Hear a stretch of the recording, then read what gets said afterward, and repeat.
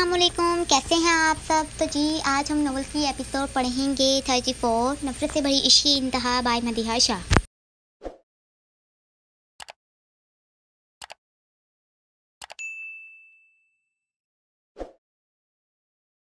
अस्सलामुअलैकुम, कैसे हैं आप सब। तो जी आज हम नॉवल की एपिसोड पढ़ेंगे 34 नफरत से भरी इश्क की इंतहा बाय मदीहा शाह। बुरहान, तुम्हें फिक्र करने की ज़रूरत नहीं। सरहान है, वो हूर को कुछ होने नहीं देगा। अकराम उसको ऐसे इतने गुस्से में देख उसकी तरफ आया था।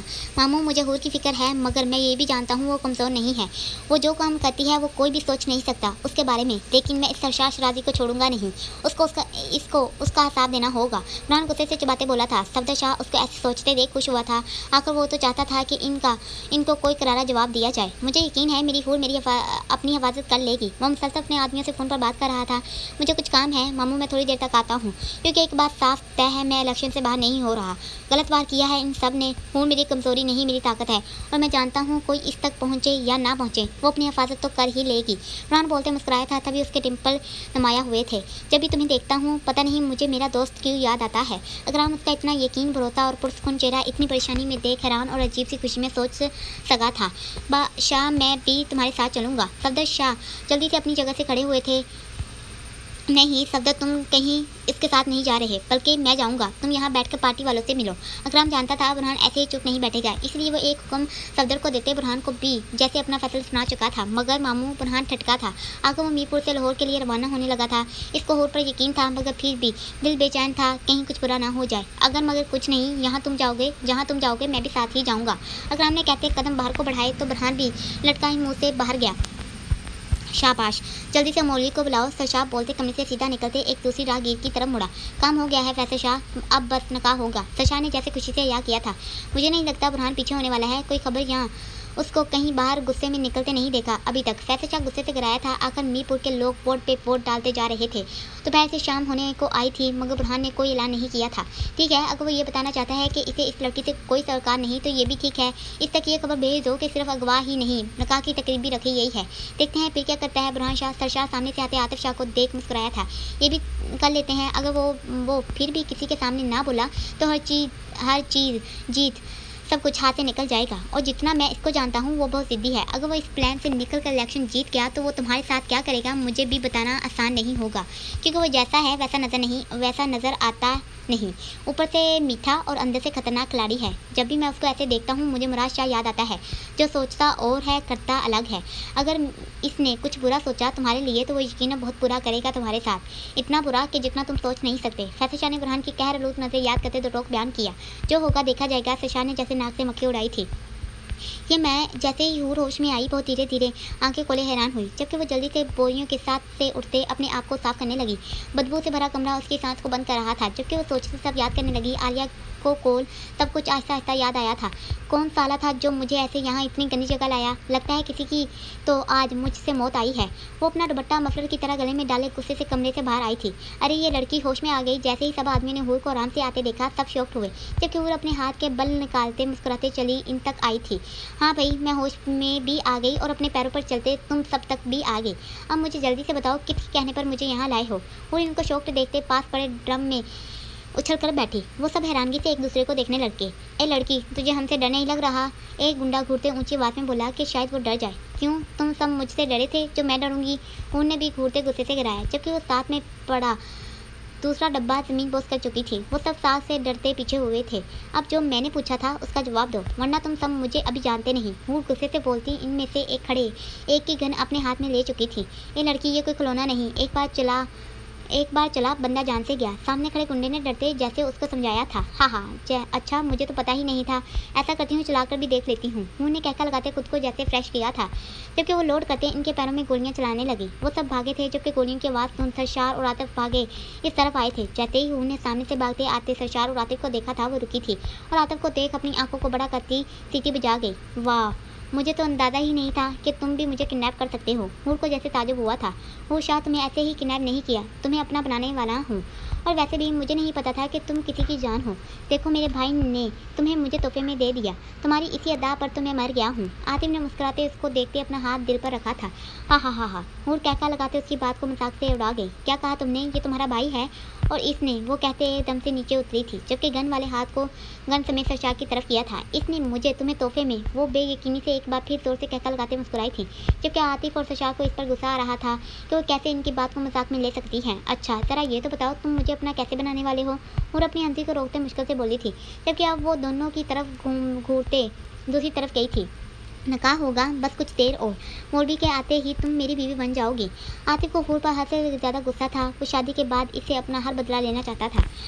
हूर सर असबाब में हिलाते सरशार की तरफ चली थी, जो हूर की हर एक अदा को बहुत अच्छे से नोट कर रहा था। मुझे सिर्फ ये जानना है कि तुमने मुझे अब के, वो अपनी तरफ हाथ किए सरशार के सामने खड़ी बोली थी, सिर्फ अपने भाई की इज्जत या अनाम में यहाँ लाया है या कुछ और भी है? ऐसे क्यों लग रहा है जैसे मैंने तुम्हें देखा है? हूर ने अपना खदशा जाहिर किया।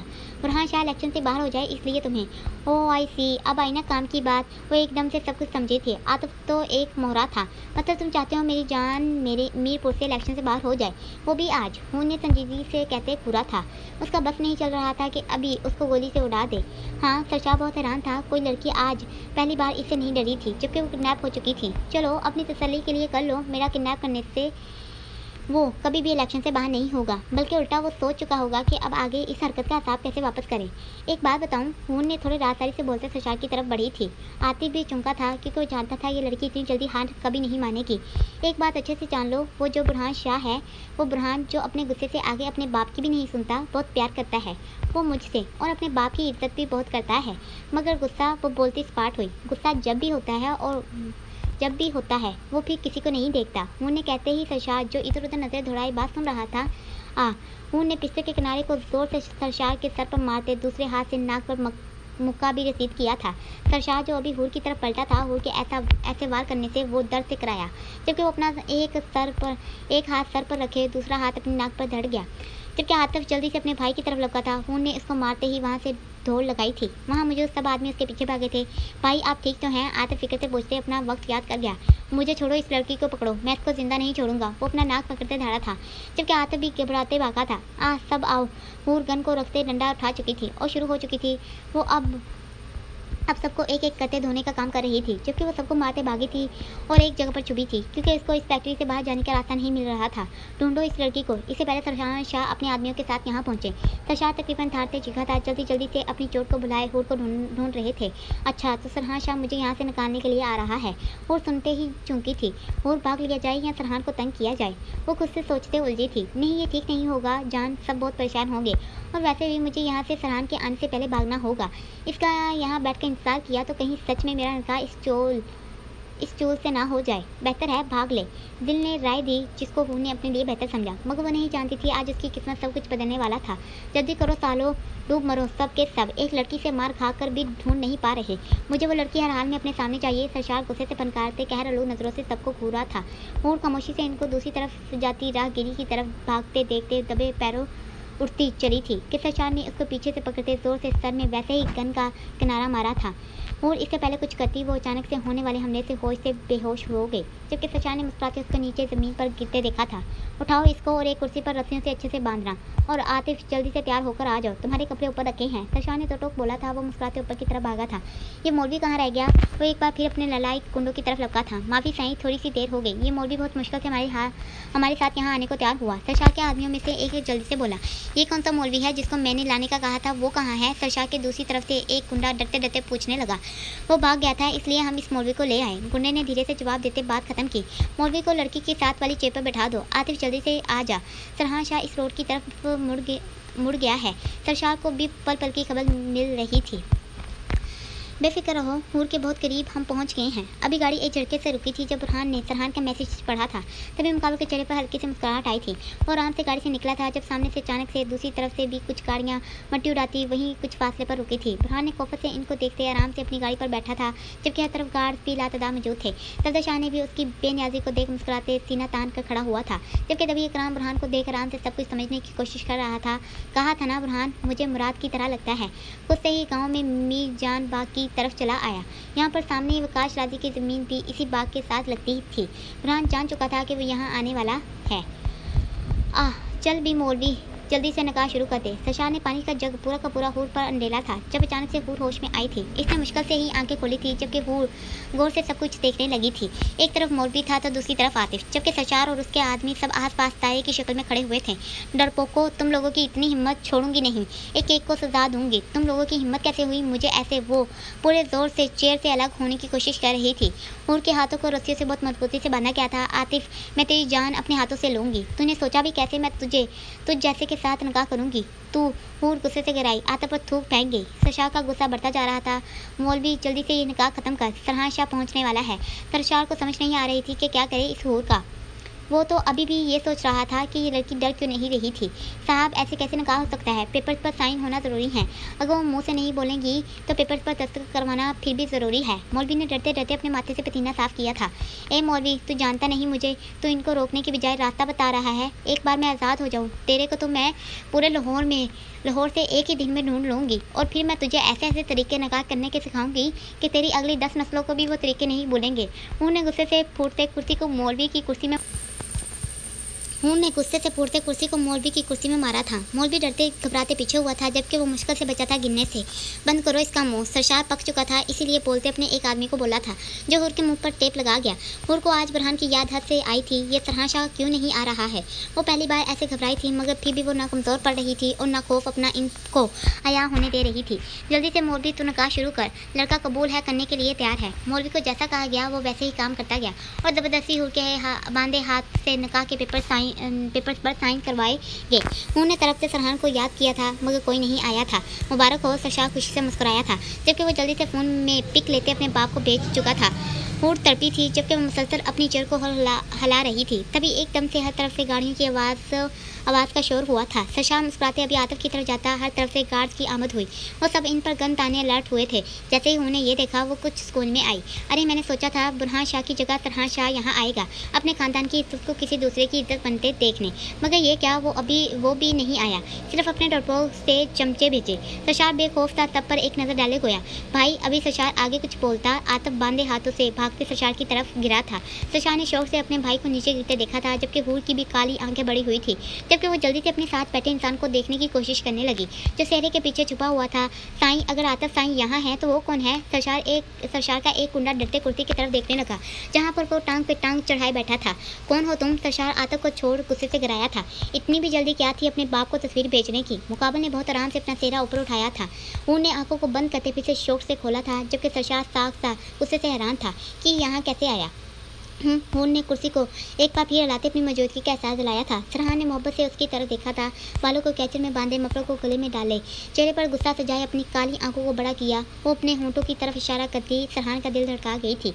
वो बिना देर किए उसकी तरफ अपनी चेयर करते करीब हुआ था जबकि बहुत प्यार से उसके लबों से टेप को उतारा था। जैसे ही टेप उतरी, हूर ने गहरे गहरे सांस अपने अंदर खींचे थे। सरहान ने बहुत गौर से उसको अपने करीब देखते महसूस किया था। भाई, इसने मुझे बहुत मारा। आतिफ तकरीबन होते मुश्किल से लड़खड़ाते खड़ा हुआ था। सरहान की नज़रों का आंसू टूटा था जबकि अब के वो एक बार फिर इनकी तरफ मतवजा होते सीधा हुआ था। हाँ, तो कहा था मैं? सरहान फिर से टांग पे टांग चढ़ाए दो टोक बोला था। हाँ, याद आया। वो अचानक से याद आने पर खुशी से बोला। सरशार ने जहर लू नज़रों से घूरा था। मैं बोल रहा था, इतनी भी क्या जल्दी थी अपने बाप को तस्वीर भेजने की? पहले मेरा सेहरा तो उठा लेने देता। ये ठीक नहीं हुआ। सरहान ने उदासी शक्ल बनाते उसको और तपाया था। ऐसे कर, अब मेरी तस्वीर ले और फिर से भेज ताकि वहाँ मौजूद हर इंसान लुफ्त अंदोज़ हो सके। वैसे तुम्हें क्या लगा था अब कि वो इसको घूरते उठा था जबकि इशारे से गार्ड को हूर के हाथ खोलने का हुक्म दिया था। सरशार, इतना आसान नहीं हमारे खानदान की इज्जत के साथ खेलना। यहाँ अभी जो कुछ हुआ था वो देख, तू समझ तो गए होगे।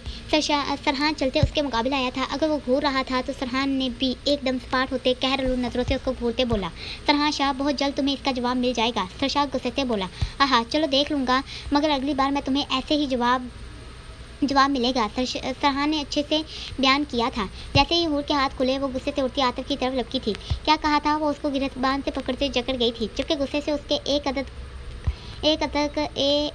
घुटना मारते सबको शॉक्ट कर गई। सरहान की आंखों को बड़ा करता हैरान कुन हुआ। आतिफ की चीख निकली थी जबकि सरशार भी हैरान हुआ था। आतिफ दर्द से नीचे ही बैठता चला गया क्योंकि जहां पर हूर ने वार किया था उसके बाद इसमें हिम्मत ना रही थी। तब गार्ड भी हैरान से एक दूसरे को देखने लगे थे। सरहान उसकी हिम्मत को देख जैसे शौक सा हल्के से मुस्कुराया था। आज के बाद कभी फिर मेरे ख्वाब देखे तो अभी तो सिर्फ छोटा करंट दिया है, अगली बार इससे बड़ा कुछ करूँगी। हूर ने आतिफ पर एक नज़र डालते अब के सरशार शराजी को घूरा था।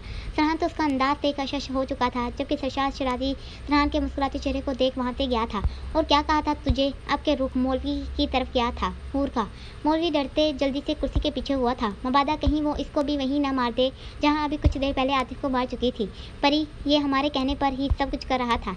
इससे पहले हूर आगे बढ़ती फरहान के अल्फाज सुन रुकी थी, जबकि अब पलटते उसको देखा था। वो बेनियाज सा खड़ा जैसे उसके हर अमल को नोट कर रहा था। हूर उसके परी बोलने पर हैरान सी सब कुछ समझने की कोशिश करने लगी। फरहान ने आंखों से ही गार्ड को मौलवी को ले जाने का इशारा किया था। वो इशारा मिलते ही सब वहाँ से गए थे। मौलवी जाने से पहले निकाह के पेपर फरहान को दे गया। हूर को याद आया था वो तेजी से उसकी तरफ आई थी। अगर तुम टाइम पर पहुँच गए थे तो फिर ये निकाह वाला नाटक करने की क्या ज़रूरत थी? वो घूरते सीने पर हाथ बांधे उसको पार से पूछने लगी। पहली बात, फरहान ने बहुत गौर से उसको देखते से नजरों के सार में लिया था। ये निकाह कोई नाटक नहीं था। दूसरी बात, वो प्यार से भरे लहजे में बोल उसके करीब हुआ था। परी अब तुम्हें खुद को बदलना होगा, फिर से वैसी बनना होगा जैसी मुझे तुम अच्छी लगती थी। वो गंभीर लहजे में उसको देख जैसे खो रहा था। हूर को उसकी नज़रें जैसे झुलसा रही थी। वो जल्दी से उसके पीछे को खिसकी थी, जबकि नज़रें इधर उधर घुमाई थी। आज को बताना होगा, कोठी पर जाने का शौक ही नहीं पाल रखा, हर लड़की पर लाइन मारना भी उसके शाह को खूब अच्छे से आता है। एक तो आयत उसकी मंग है, शर्म देखो, मुझ पर भी लाइन मारते नकाह का बता रहा है। और उसको ऐसे देखते जैसे जहर लगा था। वो पार से खुद को नॉर्मल करती उसकी तरफ घूरते सामने हुई।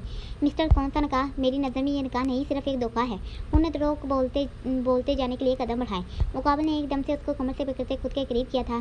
गिरफ्त ऐसी थी कि हूर जोर से उसके सीने से लगी थी। वो बहुत गौर से उसके एक एक नक्श को देख रहा था। मैंने परी पूछा नहीं, बताया है कि तुम्हें बदलना होगा खुद को, क्योंकि तुम ऐसे लिबास में शाह खानदान की बहू नहीं बन पाओगी और तुम्हें अपनी आदतें बदलनी होंगी, बोलने का तरीका वगैरह। वो उसके चेहरे पर झूलती बाल की एक शरारत लट को कान के पीछे करते मुस्कुराया और उसके अंदाज को देख मुंह खोले शौक हुई थी। अब ये निकाह तुम्हें मानना होगा मेरी जान। वो उसको बहुत प्यार से अपने एहसास का हाल बयान कर रहा था। हूर को जैसे उसकी कुर्बा मदहोशी के आलम में ले जाने लगी थी। फरहान उसकी काली आंखों को देख धीरे से मुस्कुराते उसके रफ्तार को उंगली के पूर से छू गया। हूर को उसका लम्स जैसे करंट की मानत लगा था। वो जल्दी से उससे पीछे हुई थी। फरहान उसका अंदाज देख फिर से मुस्कुराया था। बोल दिया ना कि मैं इस निकाह को नहीं मानती तो मतलब नहीं मानती। मैं डरती वरती नहीं हूँ किसी से। तुम अभी मुझे जानते नहीं कौन हूँ मैं। वो उस पार से बोलते अपनी घबराहट पर काबू पा चुकी थी, जबकि तेजी से बोलती वहाँ से भागी थी। हाँ, फरहान उसको ऐसे भागते देख कहका लगाते खूब लुत्फ़अंदोज़ हुआ था। उसके कहके ने दूर तक हूर का पीछा किया था। आह बुरहान शाह आह। वकाश शरारती गाड़ी से निकलते बुरहान के मुकाबले आया था, जबकि वो सफदर और अकराम को देख कहत नज़रों से मुस्कुराया था। मुझे उम्मीद नहीं थी कि तुम ऐसे यहाँ हमें नजर आओगे। वकाश शरारती उसके बेनियाज अंदाज को देख जैसे गुस्से में आया था, मगर वो बहुत आराम से बात कर रहा था। बुरहान को पुरस्कून सा देख वकाश शरारती को कुछ भी अच्छा नहीं लगा था। उसको लगा था कि वो कुछ बुरा करेगा, मगर अभी सामने क्या था उसको जैसे अपनी आंखों पर यकीन नहीं आया था।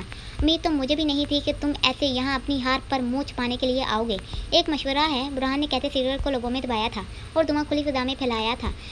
हार पर रोने की ज़रूरत नहीं वकाश राजी, हमारे डेरे के दरवाजे तुम्हारे लिए खुले हैं। अगर दिल करे तो आराम से आ जाना। मुझे भी तो कभी मौका दो कि मैं भी कुछ वैसा करूं जैसा तुम करते हो। बुरहान का अंदाज बहुत साफ था, मगर आंखों में बहुत कुछ नज़र आ रहा था। वकाश राजी को उसकी नज़रों से जैसे खौफ आया था। उसको शिद्दत से मुराद शाह याद आया था।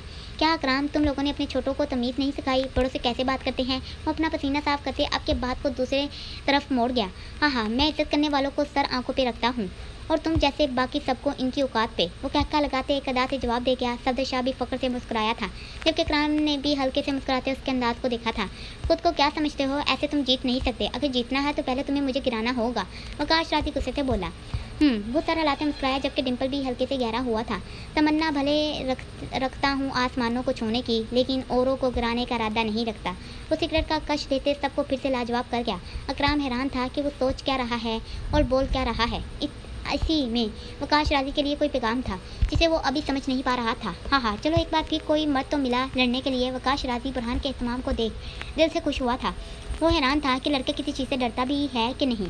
तुम्हें एक बात बताता हूँ, तुम्हें शायद पता हो, तुम्हारा ही मुराद शाह चाचू, वो भी बहुत बहादुर था। हमने इस जैसा इंसान आज तक नहीं देखा। आज 22 साल बाद तुम्हें देख ऐसा लगा जैसे वो वापस आया हो।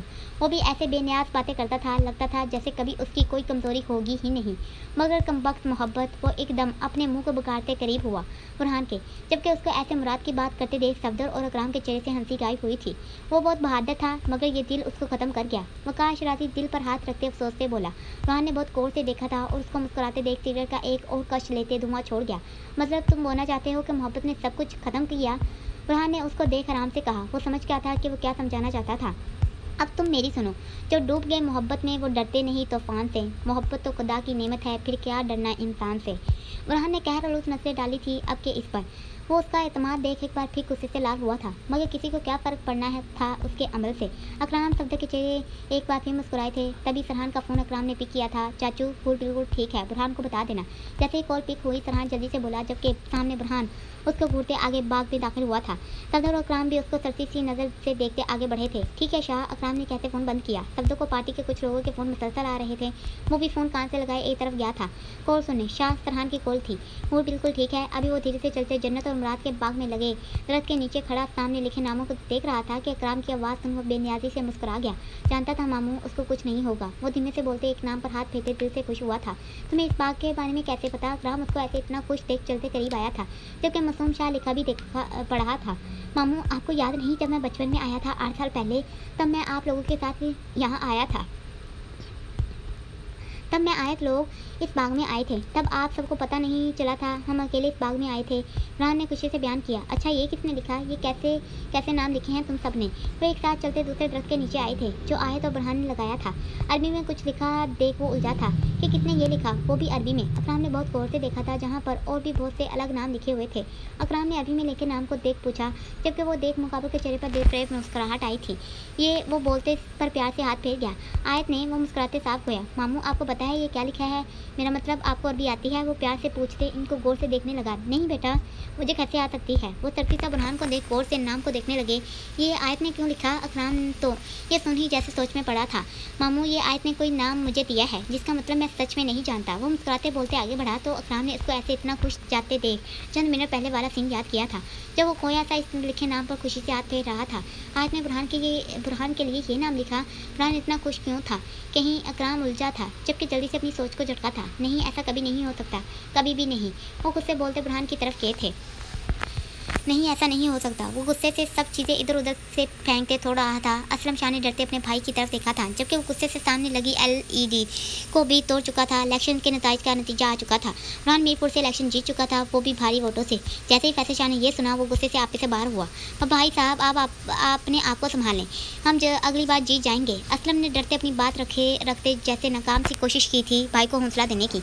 वो कहन नजरों से उसकी तरफ मतवजा हुआ था, जबकि तभी इसी हाथ से फ़ोन बजा था। फैसल शाह ने गुस्से से फ़ोन की स्क्रीन को देखा था जहाँ पर विकास राजी का नंबर जगमगा रहा था। वो गुस्से से अपना फ़ोन भी दीवार में मार तोड़ गया था।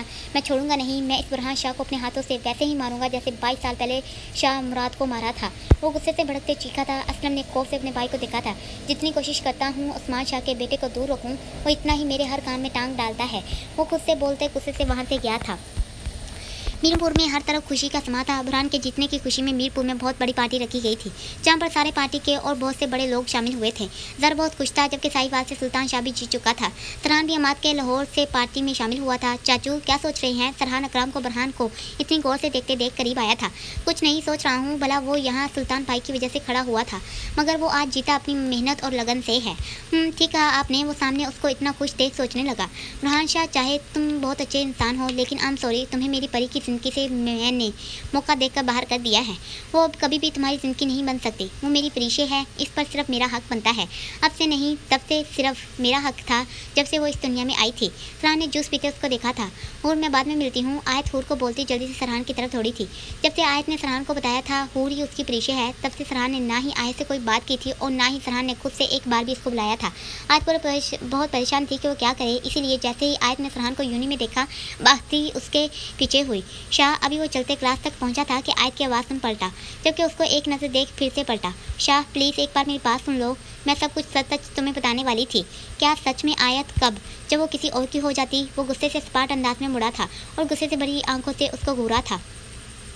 आयत उसके ऐसे भड़कते देख डरी थी, जबकि आसपास से गुजरते सब स्टूडेंट इनको अजीब नज़रों से देख रहे थे। वो गुस्से से बोलते क्लास में दाखिल हुआ था जो इत्तेफाकन खाली थी। शाह आई एम सॉरी, मैं आयत प्लीज़ मुझे बार बार शाह मत बोलो, गुस्सा आ रहा है मुझे। अगर तुम मुझे अपना शाह समझती तो कभी भी तुम मुझसे इतनी बड़ी बात नहीं छुपाती। तुम जानती थी मैं पागलों की तरह उसको ढूंढ रहा था, फिर भी मुझे तो अभी तक यकीन नहीं आ रहा कि तुम बचपन से जानती थी ये सच, और एक बार भी तुमने मुझे इस लायक नहीं समझा कि तुम्हें मुझे बताना चाहिए। सरहान सच में बहुत हैरान था। जिस लड़की को पागलों की तरह पूरे मुल्क में ढूंढ रहा था वो उसके सामने ही मौजूद थी। वो कौन कौन सी जगह पर नहीं गया था परीक्षा के लिए, वो वही जानता था। अभी भी वो उसके बोलते मुंह फेर गया था। आयत ने मुश्किल से अपने आंसुओं को बाहर आने से रोका था, जबकि वो जानती थी कि जो सरहान बोल रहा था, आज पहली बार सरहान ने उसको शाह बोलने से मना किया था। आयत ने बेयकीनी से जैसे खुद को अपने अंदर छुपाया था। आज सरहान ने भी उसको शाह बोलने से मना कर दिया था। आयत ने दर्द से आंखों को बंद करके खुद को नॉर्मल किया था। ठीक है, मगर वो भी क्या करती। जब उसको पता चला था तब वो भी बहुत हैरान हुई थी, पर जैसे ही उसको पता चला कि उसकी याददाश्त नहीं है तो वो चुप कर गई कि वो पहले हूर को सब कुछ याद करवाएगी, फिर सरहान को बताएगी। आई एम सॉरी, मेरे पास उसके सिवा कुछ नहीं बोलने को, लेकिन हाँ, एक बात का बोझ है मुझ पर कि तुम्हें कोटे वाली बात बता दूं, ताकि तुम उसको फिर कभी गलत नहीं समझो। आयत अपने खुश्क लबों पर जुबान फेरे जैसे गले को तर कर रही थी। सरहान, हूर 3 साल पहले मेरी वजह से वहाँ गई थी। वो बोलते अब के सरहान की तरफ पीठ किए खड़ी हुई थी। जैसे ही सरहान ने यह सुना अब के वो आयत की तरफ मुँह कर गया था, मगर वो अपने आप को इस पल कमज़ोर ना देखना चाहती थी और ना ही चाहती थी कि वो इसको ऐसे देखे। वो सबकी हमदर्दियों से तंग आ चुकी थी। चंद आंसुओं को देख कोई भी बहुत प्यार से बात करता था। न चाहते हुए भी आज को सब कुछ सरहान को बताना पड़ा। जैसे जैसे वो उसको बता रही थी, सरहान को वो रात याद आ रही थी। बस इतनी सी बात थी, वो बोलते जैसे सब कुछ खत्म कर गई थी। और रही बात हूर की सच्चाई की, अब के वो मुकाबिल की तरफ पलटी थी। सरहान ने गौर से उसको देखा था। मैं बचपन से भला जानती थी, मगर तब सरहान मुझे तो कुछ भी समझ नहीं थी। मैं तुम्हें कैसे बोलती। खैर, अब इन बातों की यहाँ कोई अहमियत नहीं। जो होना था वो हो गया था। तुम ही कहते हो ना कि जैसा किस्मत में लिखा होता है वैसा ही हमारे साथ होता है। वो उसको ऐसे खड़े देख सरसी से लहजे में बोली थी। सरहान को अपनी कही सब बातें जैसे आज वापस मिली थी। वो बोलते रुकी नहीं थी, सीधी क्लास से बाहर गई थी। सरहान गहरी सोच में पड़ा था। जारी